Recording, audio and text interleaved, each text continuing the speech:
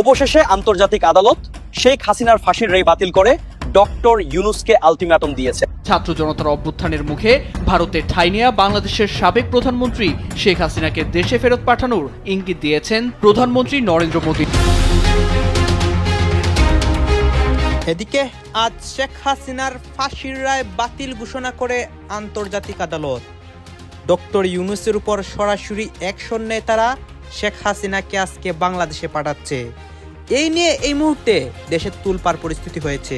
অন্তর্বর্তী সরকারের প্রধান উপদেষ্টা প্রফেসর ডক্টর ইউনূস স্যারকে 7 দিনের সময় বেঁধে দিল ভারত। এই 7 দিনের মধ্যে এই অন্তর্বর্তী সরকার অজিত দোভাল বলেছেন ভারত চায় আওয়ামী লীগ সহ সকল দলের অংশগ্রহণে একটা সুষ্ঠু নির্বাচন যেন এখানে অনুষ্ঠিত হয়, এবং এটা বলে তিনি ক্ষান্ত হননি। এই বিষয়ে ইউনূসের সিদ্ধান্ত আগামী 7 দিনের মধ্যে জানাতে বলেছেন। ভারতের প্রধানমন্ত্রী নরেন্দ্র মোদীকে বাংলাদেশের ক্ষমতাচ্যুত পলাতক প্রধানমন্ত্রী শেখ হাসিনাকে তার দেশে ফেরত পাঠানোর আহ্বান জানিয়েছে অল ইন্ডিয়া মজলিস প্রধান আসাদুদ্দিন ওয়েসি। मोदी जी, सीमांचल में कोई बांग्लादेशी नहीं है, दिल्ली में तुम्हारी एक बहन बांग्लादेश की बैठी है।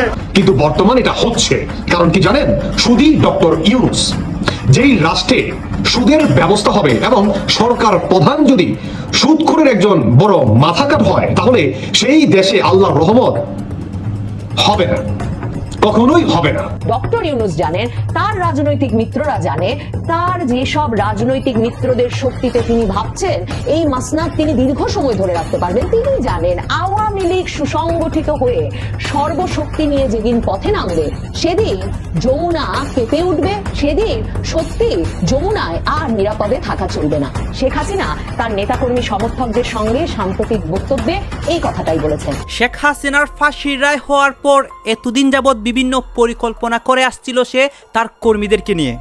আজকে দেখতে পারি আন্তর্জাতিক আদালত শেখ হাসিনাকে নিয়ে চূড়ান্ত একটি রায় দেয় এবং শেখ হাসিনাকে নির্দোষ বলে তার ফাঁসির রায়টি বাতিল করার সিদ্ধান্ত নেয়। দর্শক শ্রোতা, ভারতও ইতিমধ্যে একটি ঘোষণা দেয় শেখ হাসিনাকে তারা দেশে পাঠাবে এবং ক্ষমতা দিয়েই দেশে পাঠাবে। অন্যদিকে ডক্টর ইউনূসের কাঁপুনি শুরু হয়, ডক্টর ইউনূসের ভিতরে আতঙ্ক শুরু হয় যে আওয়ামী লীগ কর্মীরা যদি ক্ষমতা পায় বা তাহলে দেশের কি হবে বা তার কি হবে। আপনারা সম্পূর্ণ ভিডিও দেখবেন শেখ হাসিনা কি কি করবে এবং সে যে নির্দোষ প্রমাণিত হয় সেই নির্দোষ হওয়ার পর কি হয়েছে দেশে। আসুন আমরা কথা বাড়াবো না, আমরা সরাসরি ভিডিওর মূল আলোচনায় চলে যাচ্ছি। এখন আরও শক্তিশালী প্রধান উপদেষ্টা অধ্যাপক ডক্টর মোহাম্মদ ইউনূস। এ যেন বিশ্ব নেতাদের মাঝে এক অনন্য মানুষ। সবাই হাস্যোজ্জ্বল, সবার মুখে একই বাণী প্রতিধ্বনিত হচ্ছে, আমরা আছি আপনার পাশে। এই প্রতিধ্বনি শুধু কথার মাঝেই সীমাবদ্ধ নয়, বরং একটি দৃঢ় অঙ্গীকার যা ডক্টর ইউনূসের প্রতি বিশ্বজনীন আস্থার প্রতিফলন। তার অভিজ্ঞতা, আন্তরিকতা ও দূরদৃষ্টি আজকের সংকটময় সময়ে দেশের জন্য অপরিহার্য হয়ে উঠেছে। অধ্যাপক ইউনূসের নেতৃত্বে অন্তর্বর্তীকালীন সরকারকে ঘিরে মানুষের মনে নতুন আশার আলো জেগেছে। দুর্নীতি, বৈষম্য ও অস্থিরতার বিরুদ্ধে তিনি যেন এক অনন্য প্রতীক। বিশ্বমঞ্চে তার এই অবস্থান বাংলাদেশকে এক টুকরো আলোর প্রদীপের মতো জ্বেলে দিয়েছে বিশ্ব নেতাদের কাছে। শুক্রবার নিউ ইয়র্কে হোটেল সুইটে একত্রিত হন বিশ্বের বিভিন্ন দেশের প্রভাবশালী নেতা। তারা প্রধান উপদেষ্টা অধ্যাপক ডক্টর মোহাম্মদ ইউনূস ও তার অন্তর্বর্তীকালীন সরকারকে পূর্ণ সমর্থন, বাংলাদেশকে এই গুরুত্বপূর্ণ সময়ে সহযোগিতা ও গুরুত্বপূর্ণ পরামর্শ দেওয়ার অঙ্গীকার করেন। জাতিসংঘ সাধারণ পরিষদের ৮০তম অধিবেশনের ফাঁকে লাটভিয়ার সাবেক প্রেসিডেন্ট ও নিজামী পঞ্জাবি আন্তর্জাতিক কেন্দ্রের সহসভাপতি ভাইরাভিগে ফ্রেবার্গারের নেতৃত্বে প্রতিনিধি দলটি প্রফেসর ডক্টর মোহাম্মদ ইউনূসের সঙ্গে সাক্ষাৎ করেন। উচ্চ পর্যায়ের এই দলে ছিলেন স্লোভেনিয়ার সাবেক প্রেসিডেন্ট বরুত পাহর, সার্বিয়ার সাবেক প্রেসিডেন্ট বারোস তাদিচ, লাটভিয়ার সাবেক প্রেসিডেন্ট অ্যাগিলস ভেলিসড, ইউরোপীয় কাউন্সিলের সাবেক প্রেসিডেন্ট ও বেলজিয়ামের সাবেক প্রধানমন্ত্রী চার্লস মিশেল, গ্রিসের সাবেক প্রধানমন্ত্রী জর্জ পাপেন্দ্রেউ, বুলগেরিয়ার সাবেক প্রেসিডেন্ট রোসেন প্লেভনেলিভ ও পেতার স্টোয়ানভ, ক্রোয়েশিয়ার সাবেক প্রেসিডেন্ট ইভা জোসিপোভিচ, বসনিয়ার হার্জেগোভিনার সাবেক প্রেসিডেন্ট ভ্লাদিন ইভানিচ এবং মরিশাচের সাবেক প্রেসিডেন্ট আমিনা গুরি ফাকিম। এছাড়া বিশ্বের আরও অন্যান্য অনেক নেতা উপস্থিত ছিলেন। অধ্যাপক ইউনুসকে কাছে পেয়ে এসব নেতারা যেন ভালোবাসায় শিখত।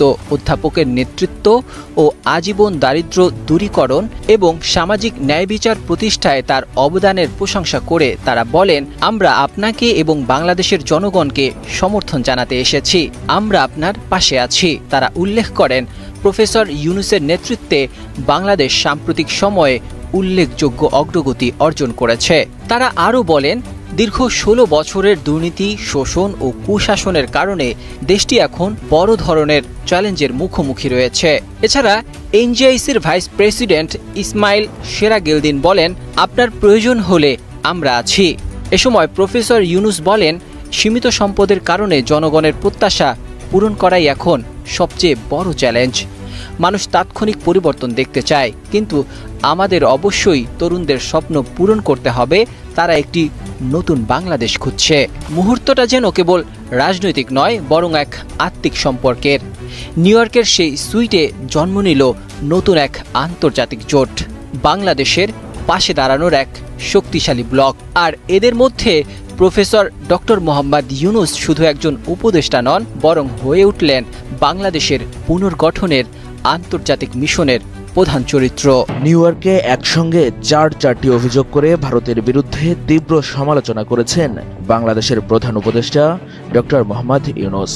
এ অভিযোগে কেঁপে উঠেছে বিশ্ব কূটনীতিক অঙ্গন। ভারতীয় সংবাদ মাধ্যম এনডিটিভির এক প্রতিবেদনে বৃহস্পতিবার প্রকাশ হয়েছে এ খবর। ডক্টর ইউনুস জানেন, তার রাজনৈতিক মিত্ররা জানে, তার যেসব রাজনৈতিক মিত্রদের শক্তিতে তিনি ভাবছেন এই মাসনাদ তিনি দীর্ঘ সময় ধরে রাখতে পারবেন, তিনি জানেন আওয়ামী লীগ সুসংগঠিত হয়ে সর্বশক্তি নিয়ে যেদিন পথে নামবে সেদিন যমুনা কেঁপে উঠবে। সেদিন সত্যি যমুনায় আর নিরাপদে থাকা চলবে না। শেখ হাসিনা তার নেতাকর্মী সমর্থকদের সঙ্গে সাম্প্রতিক বক্তব্যে এই কথাটাই বলেছেন। তিনি বলেছেন, মন খারাপ করে থাকলে চলবে না, ভয়কে জয় করতে হবে। বাংলাদেশে আন্তর্জাতিক অপরাধ ট্রাইব্যুনালে শেখ হাসিনার মৃত্যুদণ্ডের রায় হওয়ার পর থেকেই সংবাদ মাধ্যমগুলোতে, প্রিন্ট এবং ইলেকট্রনিক সংবাদ মাধ্যম, টেলিভিশনের টক শো, সংবাদ মাধ্যমের বিশ্লেষণ, সবকিছুতেই শেখ হাসিনা কি আর কোনোদিন ফিরতে পারবেন, এর মাধ্যমেই শেখ হাসিনার রাজনৈতিক জীবন কি শেষ হতে চললো, শেখ হাসিনা যেহেতু আর ফিরতে পারছেন না, আওয়ামী লীগ কি আর কোনোদিন রাজনীতিতে ফিরতে পারবে, এই আলোচনাগুলো মুখ্য হয়ে উঠেছে। এবং নিশ্চয়ই আকেলমান্দ মানুষের বুঝতে অসুবিধা হয় না যে ওসব আলোচনাতেও কারো পক্ষে সাহস করে এমন কথা বিড়বিড় করেও উচ্চারণ করা সম্ভব নয় যে শেখ হাসিনা এবং আওয়ামী লীগের রাজনীতি বাংলাদেশে নিঃশেষ করে দেওয়া এত সহজ কিনা সেই প্রসঙ্গটিও ভাবা দরকার। কারণ আপনারা নিশ্চয়ই জানেন যে শেখ হাসিনার রায় ঘোষণার পরেও 1000 জন বিশ্ববিদ্যালয়, নানা বিশ্ববিদ্যালয়ের শিক্ষক বিবৃতি দেওয়ার পর যেসব শিক্ষক বিবৃতি দিয়েছেন তাদেরকে নির্মূল করে ছাড়বার ঘোষণা দিয়েছে ডাকসুতে ঢাকা বিশ্ববিদ্যালয় ছাত্র সংসদে বিজয়ী ছাত্র শিবিরের নেতৃবৃন্দ। এমনকি ঢাকা বিশ্ববিদ্যালয়ের এক ডেপুটি রেজিস্ট্রার, তিনি নাকি আগে ছাত্রলীগের রাজনীতি করতেন, তিনি আই ডোন্ট কেয়ার লিখে এক ফটো কার্ড দেওয়ার পর তাকে মপ করে বাসা থেকে ধরে নিয়ে গিয়ে পুলিশে দিয়ে দেওয়া হয়েছে। এমন অবস্থায় প্রাণ ভয়ে কেউ যে টেলিভিশন স্টুডিওতে বা পত্রিকার সামনে পত্রিকা মন্তব্য চাইলে নাম ছবি প্রকাশ করে বা পরিচয় প্রকাশ করে এমন দুঃসাহস করবেন না যে হ্যাঁ, মৃত্যুদণ্ডের রায় হয়ে যাওয়ার পরেও আওয়ামী লীগের রাজনীতি শেখ হাসিনার রাজনীতিকে নিঃশেষ করে দেওয়া সহজ নয়, কিংবা এই কথা যে বলার সাহস করবেন না যে একটা বিরাট অংশের মানুষ এই আদালতকে ক্যাঙ্গারু কোর্ট বলে মনে করে, ঠিক যেমনটা শেখ হাসিনা আন্তর্জাতিক সংবাদ মাধ্যমগুলোর সঙ্গে সাক্ষাৎকারকারী বলেছেন, ঠিক এই আদালতটিকে একটা বিরাট অংশের মানুষ রাজনৈতিক উদ্দেশ্য প্রণোদিত এবং 1971 সালের যুদ্ধাপরাধের বিচারের প্রতিশোধমূলক আদালত বলে মনে করে এবং সেই বিচার মনে করে। কাজেই রাজনৈতিক পালাবদলে অনেক কিছুই ঘটে যেতে পারে। ঠিক যেমন যুদ্ধাপরাধের দায়ে মৃত্যুদণ্ডের আসামি এমনকি আপিল রিভিউ শেষ হয়ে যাওয়ার পর এটিএম আজহার রাজনৈতিক পালাবদলে মুক্তি পেয়ে যান, ঠিক তেমনি এই দণ্ড অর্থহীন হয়ে পড়তে পারে যে কোনো রাজনৈতিক পালাবদলে। এতটুকু বলবার সাহস কেউ করছেন না, এমনকি এ কথা বলবার সাহস কেউ করছেন না যে শেখ হাসিনা এবং আওয়ামী লীগ 1975 সালে বঙ্গবন্ধুকে সপরিবারে হত্যা করবার পর এবং বঙ্গবন্ধুর শীর্ষ সহচরদের, আওয়ামী লীগের শীর্ষ নেতৃবৃন্দকে জেলে নিয়ে বাড়িতে গিয়ে হত্যা করবার পরেও আওয়ামী লীগ উঠে দাঁড়িয়েছিল, কারণ আওয়ামী লীগের রাজনীতির ভিত্তিটা সমাজের এত গভীরে প্রথিত। এসব কথা বলবার সাহস করার তো প্রশ্নই প্রশ্নই ওঠে না এখন বাংলাদেশে। এই অবস্থায় শেখ হাসিনা আর আওয়ামী লীগ ফিরবে কিনা, শেখ হাসিনা আর আওয়ামী লীগ ফিরবেই না, ব্যাট হাতে স্টাম্প হাতে যারা আওয়ামী লীগ বেরোলে পেটাবেন বলে রাজপথ প্রহরা দিচ্ছেন, তারা গলা ফুলিয়ে এসব কথা জোর জবরদস্তিতে কিছুতেই আর বাংলাদেশে আওয়ামী লীগ ফিরবে না, শেখ হাসিনা ফিরবে না, আপনাদের আপা ফিরবে না যখন বলে বেড়াচ্ছেন, তখন শেখ হাসিনা দৃঢ় প্রতিজ্ঞ যে তিনি বাংলাদেশে ফিরবেনি এবং তিনি নেতা কর্মী সমর্থকদের আশ্বস্ত করে বলছেন যে মন খারাপ করবার কিছু নেই এবং তার চেয়েও গুরুত্বপূর্ণ ভয়কে জয় করা, যে ভয়ের রাজত্ব বাংলাদেশে কায়েম হয়েছে। যে ভয়ের রাজত্বের কথা বললাম, যে আপনি আই ডোন্ট কেয়ার ফেসবুকে লিখতে পারবেন না, আপনি বলতে পারবেন না যে আওয়ামী লীগের রাজনীতি নিঃশেষ করে দেওয়া এত সহজ না, আওয়ামী লীগ সমর্থকদের নির্মূল করে দেওয়া এত সহজ না, তার অর্থ কোটি কোটি মানুষের প্রাণ সংহার করা। এই কথাটুকু বলবার মতো স্পেস যেই দেশে রাষ্ট্রে সমাজে নাই, সেই দেশে রাষ্ট্রের সমাজে এখন সবচেয়ে গুরুত্বপূর্ণ ভয়কে জয় করা এবং ভয়ের এই বাতাবরণ, ভয়ের যে রাজত্ব এরা কায়েম করেছে, সেই রাজত্বে ভয় যদি মানুষ কাটিয়ে উঠতে পারে তাহলেই সেই মসনাদ কেঁপে যাবে। সেটাই শেখ হাসিনা এখন গুরুত্বের সঙ্গে তার নেতা কর্মী সমর্থকদের বলছেন। ভারত চায় আওয়ামী লীগ সহ সকল দলের অংশগ্রহণে একটা সুষ্ঠু নির্বাচন যেন এখানে অনুষ্ঠিত হয়, এবং এটা বলে তিনি ক্ষান্ত হননি। এ বিষয়ে ইউনূসের সিদ্ধান্ত আগামী 7 দিনের মধ্যে জানাতে বলেছেন, এবং অন্তর্বর্তী সরকারের সিদ্ধান্তটি তারা জানতে চান। এরপরে হয়তো তারা তাদের মতামত ব্যক্ত করবেন বা তারা তাদের পদক্ষেপ জানাবারটা হয়তো নেবেন। এই বৈঠক নিয়ে কূটনৈতিক এবং রাজনৈতিক মহলে ব্যাপক আলোচনা চলছে, চলারই কথা, কারণ এর সূচনা থেকেই নানান ধরনের রহস্য। এর বাইরে শেখ হাসিনার মৃত্যুদণ্ডের রায়, যেটি 17 নভেম্বর ঘোষণা করা হয়েছে, এবং তার প্রত্যাবর্তন নিয়ে ঠিক কি ভাবছে ভারত, কারণ সরকার, বাংলাদেশ সরকার বেশ তোড়জোড় করছে, চিঠি লিখছে, আইসিজে যাবে, নানান ধরনের তৎপরতার মধ্যে তারা রয়েছে। এ কারণে এই মুহূর্তে এই বিষয়ে ভারত কি ভাবছে এটি অত্যন্ত গুরুত্বপূর্ণ। এটি গুরুত্বপূর্ণ এই কারণেই ধারণা করা হচ্ছে যে যদি এটি আলোচনা হয়, নিশ্চয়ই অজিত দোভালের কাছ থেকে ভারত সরকারের মনের কথাটা জানা যাবে স্পষ্টভাবে, এবং এটি জানতে পারবেন আমাদের নিরাপত্তা উপদেষ্টা খলিলুর রহমান। অন্য একটি সূত্র জানিয়েছে, শেখ হাসিনার রায়ের বিষয়ে অজিত দোভাল বলেছেন যে আদালতে বিচার হয়েছে সেই আদালতের বিচারিক প্রক্রিয়া এবং বিচারের মানদণ্ড গ্রহণযোগ্য নয়। ভারত এ বিষয়ে তাদের তীব্র আপত্তি জানিয়ে রাখছে বা রেখেছে। এটা যদি আমি বুঝে থাকি, এর অর্থ হলো এই বিচারের রায় ভারত মানে না। এছাড়া আলোচনা হয়েছে অন্তর্ভুক্তিমূলক নির্বাচন বিষয়ে, সামনে আমাদের নির্বাচন। অজিত দোভাল বলেছেন ভারত চায় আওয়ামী লীগ সহ সকল দলের অংশগ্রহণে একটা সুষ্ঠু নির্বাচন যেন এখানে অনুষ্ঠিত হয়, এবং এটা বলে তিনি ক্ষান্ত হননি। এ বিষয়ে ইউনূসের সিদ্ধান্ত আগামী 7 দিনের মধ্যে জানাতে বলেছেন, এবং অন্তর্বর্তী সরকারের সিদ্ধান্তটি তারা জানতে চান।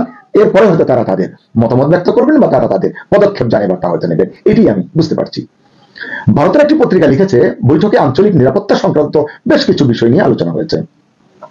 বৈঠকে বাংলাদেশে আইএসআই তৎপরতার বিষয়ে তথ্য দিয়েছেন অজিত দোভাল। পাকিস্তানি সহায়তায় ভারত ভূখণ্ডে অস্থিতিশীলতা তৈরিতে বাংলাদেশে কারা কারা জড়িত, কে কার সাথে বৈঠক করেছেন, কবে করেছেন, এবং কোন কোন জঙ্গি গোষ্ঠী বা সংগঠন ভারতকে নিয়ে ষড়যন্ত্র করছে, এদের সাথে বাংলাদেশ সরকারের কার কতটুকু যোগসূত্র আছে, এসব বিষয় নিয়ে কথা হয়েছে। এবং শুধু কথা নয়, এই সকল তথ্য সম্বলিত রিপোর্ট এবং এর সঙ্গে প্রয়োজনীয় ছবি, বিশেষ করে স্যাটেলাইট ইমেজ, সব দিয়ে একটা ডোসিয়ারের মতো বলা হয়, দিয়ে ভারত বুঝাতে চেয়েছে বাংলাদেশ যদি চলে ডালে ডালে, ভারত চলে পাতায় পাতায়, অর্থাৎ তারা সবকিছু নিয়মিত পর্যবেক্ষণে রাখছে। দোভাল এটাও বলেছেন বাংলাদেশে কে আসবে কে যাবে এটি বাংলাদেশের ব্যাপার, কিন্তু ভারতীয় সীমান্তে এমন কোন লোকের আনাগোনা ভারত মেনে নেবে না যাতে ভারতের নিরাপত্তা বিঘ্নিত হয়। কারণ এই সাম্প্রতিক সময়ে এই ঘটনাগুলো ঘটেছে বলেই এমন কথা উঠছে বলে আমার মনে হয়। আলোচনা কি আসছে আরো, শুধু দিল্লি ব্লাস্ট নয়, সম্প্রতি যেটা লালকেল্লায় হলো গাড়ি বোমা বিস্ফোরণ, বললো শুধু দিল্লি ব্লাস্ট নয়, কিছুদিন আগে মুর্শিদাবাদে স্থানীয়ভাবে যে দাঙ্গা হয়েছে সেখানেও আনসারুল্লাহ বাংলা টিমের সম্পৃক্ততার কথা উল্লেখ করেছেন তিনি আলোচনায়। এটি তো নিশ্চয়ই আমাদের খলিলুর রহমানের জন্য অত্যন্ত বিব্রত করছিল, আমি ধারণা করতে পারি। আলোচনায় আরো বলা হয়েছে বাংলাদেশের আনসারুল্লাহ বাংলা টিমের জসিমউদ্দিন রহমানিকে ছেড়ে দিয়েছে বাংলাদেশ সরকার, সে এখন ভারতে অস্থিরতা তৈরি করতে চাইছে, এটি তাদের অভিযোগ। এছাড়া ভারতের কিছু অংশ বাংলাদেশের ম্যাপে জুড়ে কি বোঝাতে চাইছে বাংলাদেশ, হাসতে হাসতে খলিলের কাছে এ কথাও নাকি জানতে চেয়েছেন অজিত দোভাল। ভারতের সংবাদ মাধ্যম ডেকান ক্রনিকেলের এক রিপোর্টে দাবি করা হয়েছে লস্করি তৈয়বার কমান্ডার সাইফুল্লাহ সাইফ সম্প্রতি বাংলাদেশ সরকারের কর্মকর্তাদের সঙ্গে কথা বলেছে। দিল্লি বিস্ফোরণের কয়েকদিন আগে ঢাকার বনানীতে আয়োজিত এক অনুষ্ঠানে 7 জঙ্গি নেতার সাথে ভার্চুয়ালি যোগ দিয়েছিল এই পাক জঙ্গি নেতা সাইফ, যেখানে ছিল নিষিদ্ধ ইসলামপন্থী সংগঠন হিজবুত তাহরিরের নেতা জুবাইর আহমেদ চৌধুরী। এবং সাইফের ডানহাত মার্কাজি জামাতে আহলে হাদিসের সাধারণ সম্পাদক ইলাহি জলিল, ডিএনসিসির সিইও এবং হিজবুত তাহরিরের কোঅর্ডিনেটর এজাজ, আনসারুল্লাহ বাংলা টিমের হাফিজ সুজাদুল্লাহ এবং হাফিজ আলী ফজুল, বিস্ফোরক বিশেষজ্ঞ সুমন আহমেদ এবং বাংলাদেশ সরকারের 2 আমলা। তাদের নাম এই পত্রিকাতে আমি পাইনি। ভারতের একটি গণমাধ্যমের অভিযোগ, রাজশাহী হয়ে পশ্চিমবঙ্গের মুর্শিদাবাদে বিপুল পরিমাণ বিস্ফোরক এবং ডিটোনেটর প্রবেশ করেছিল চোরাপথে, যা দিল্লি বিস্ফোরণে ব্যবহার হয়েছে এবং এর কিছুটা ফরিদাবাদ থেকে উদ্ধার করা হয়েছে। দর্শক, আপনারা তো দেখলেন এখানে কি কথা হচ্ছে। অনেকেই কিন্তু অনেক কথা বলতেছে, অনেকে আলোচনা করতেছে, অনেকে সমালোচনা করতেছে দেশের বিভিন্ন অবস্থা এবং পরিস্থিতি নিয়ে। বিশেষ করে এখানে দেশের রাজনৈতিক প্রেক্ষাপট নিয়ে কথা হয় এবং এই শেখ হাসিনার বিষয়ে কথা হয়। শেখ হাসিনার বিভিন্ন প্রতিবেদন তুলে ধরা হয়েছে। গাইস, এই বিষয়গুলো দেখে আপনাদের কি মনে হচ্ছে এবং আপনাদের মন্তব্য কি? অবশ্যই আপনারা আপনাদের মন্তব্যটা আমাদের কমেন্ট বক্সে লিখে যাবেন। সর্বশেষ আপনাদের কাছে আমাদের রিকোয়েস্ট থাকবে, আপনারা আমাদের চ্যানেলে নতুন দর্শক হয়ে থাকলে চ্যানেলটি সাবস্ক্রাইব করবেন এবং পাশে থাকা বেল বাটনটি বাজাবেন, যাতে করে নেক্সট ভিডিওটা সবার আগে আপনাদের কাছে পৌঁছে যায়। ধন্যবাদ।